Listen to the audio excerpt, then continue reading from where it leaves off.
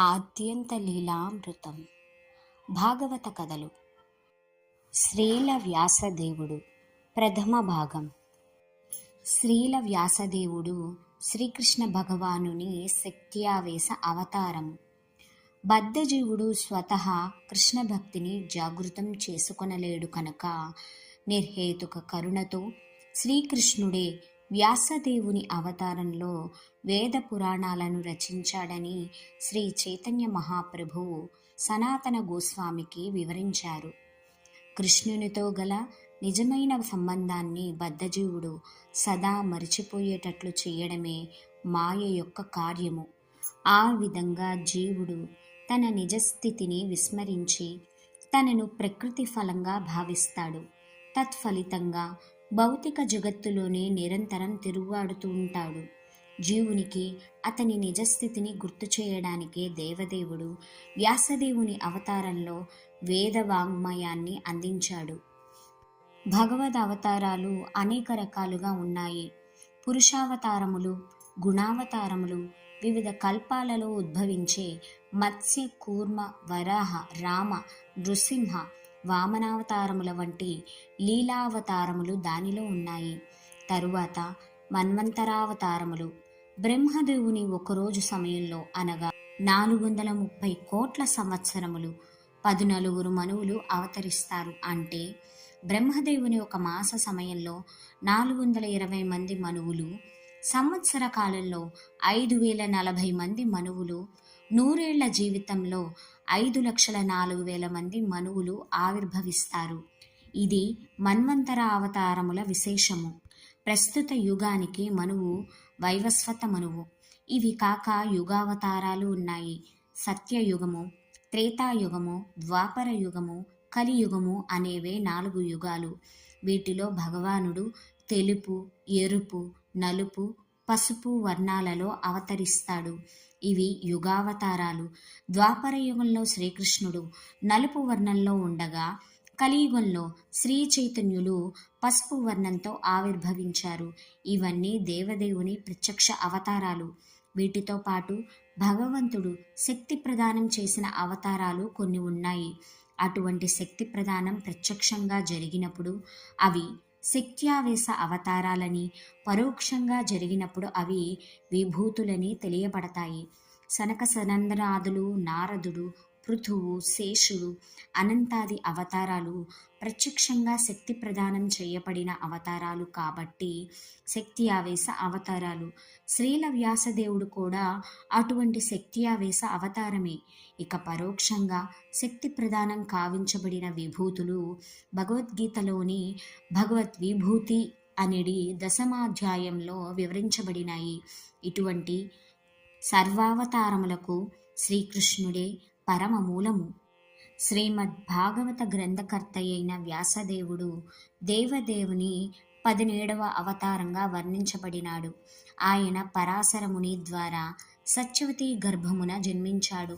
జనులు అల్పమేధస్సు కలవారుగా ఉండడం చూచి ఆయన వేద వాంగ్మయాన్ని రచించారు.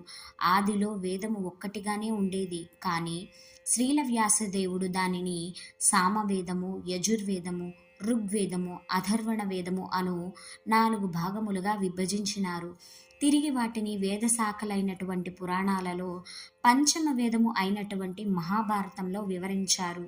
ద్వాపరే సమనుప్రాప్తే తృతీయే యుగపర్వయే అని భాగవతంలో చెప్పబడింది. ద్వితీయ యుగమైన ద్వాపర యుగము, తృతీయ యుగమైన త్రేతాయుగంలో కూడా వ్యాపించియున్నట్టి యుగ సంధ్యలో వ్యాసదేవుడు జన్మించాడు. సత్యయుగము, ద్వాపర యుగము, త్రేతాయుగము, కలియుగము అనుచు 4 యుగాలకు ఒక క్రమ పద్ధతి ఉన్నది. కానీ కొన్ని మార్లు ఒక యుగము వేరొక యుగములోకి వ్యాపించడం జరుగుతూ ఉంటుంది. యుగచక్ర భ్రమణము 1000 మార్లు జరిగినప్పుడు అది ఒక బ్రహ్మదేవుని పగలు.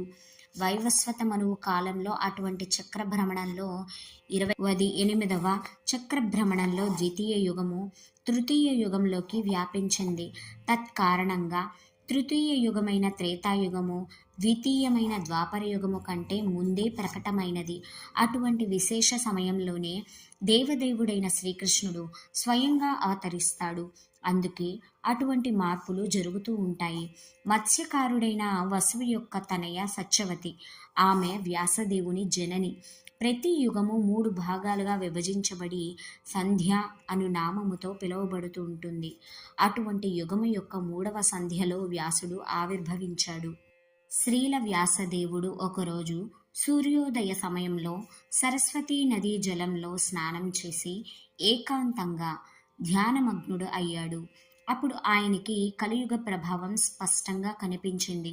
శ్రద్ధ లోపించిన జనులు ఆయు పరిమాణం తగ్గిపోవడము, వారిలో సత్వగుణము లోపించడము, వారు దౌర్భాగ్యులు కావడము ఆయనకి దర్శనమిచ్చింది. అప్పుడు సర్వ వర్ణాశ్రమాల వారికి శుభాన్ని కలుగచేసే విషయాన్ని వ్యాసదేవుడు చింతించడం మొదలుపెట్టాడు. మానవుల కర్మలు శుద్ధిపడాలంటే వేదోక్తమైన యజ్ఞాలే మార్గము. అటువంటి యజ్ఞ విధానాన్ని జనులలో వ్యాపింపచేయడానికే ఆయన దానిని సులభతరమునర్చదలచి ఏకంగా ఉన్నట్టి వేదాన్ని 4 భాగాలుగా విభజించాడు. ఆ విధంగా 4 భాగాలు చేయబడిన తర్వాత ఋగ్వేదానికి పైలుడు, సామవేదానికి జైమిని, యజుర్వేదానికి వైశంపాయనుడు, అధర్వణ వేదానికి అంగీరుడు ఆచార్యులయ్యారు. రోమహర్షణునికి పురాణేతిహాసాలు ఇవ్వబడ్డాయి. ఈ ఋషులందరూ తమకు అప్పగించబడిన వేదశాఖలను తిరిగి తమ శిష్య ప్రశిష్యులకు ఇవ్వగా వేదానుయాయుల పలు శాఖలు ఉనికిలోకి వచ్చాయి. ఇక స్త్రీలు, శూద్రులు, ద్విజబంధువుల నిమిత్తం వ్యాసదేవుడు మహాభారతమనడి గొప్ప ఇతిహాసాన్ని రచించాడు. స్త్రీ శూద్రాదులు వేద ప్రయోజనాన్ని తెలుసుకునేంతటి యోగ్యతను కలిగి ఉండరు కనుక వారి కొరకు మహాభారతం రచించబడింది. వేద ప్రయోజనాన్ని తెలపడమే మహాభారతం యొక్క ముఖ్య ప్రయోజనం కాబట్టి వేదసారమైన భగవద్గీత దానిలో పొందుపరచబడింది. అల్పజ్ఞులకు తత్వము కంటే కథల మీదనే ఎక్కువ రుచి ఉంటుంది కనుక వేదతత్వమును శ్రీకృష్ణ భగవానుడు భగవద్గీత రూపంలో మహాభారత కథలో తెలియచేశాడు. ఈ విధంగా సర్వ వర్ణాశ్రమ జనుల సంపూర్ణ శ్రేయస్సు కొరకు వ్యాసదేవుడు తన సాయశక్తులా యత్నించాడు. అయినా కూడా ఆ మహనీయుని మనస్సు సంతృప్తి చెందలేదు.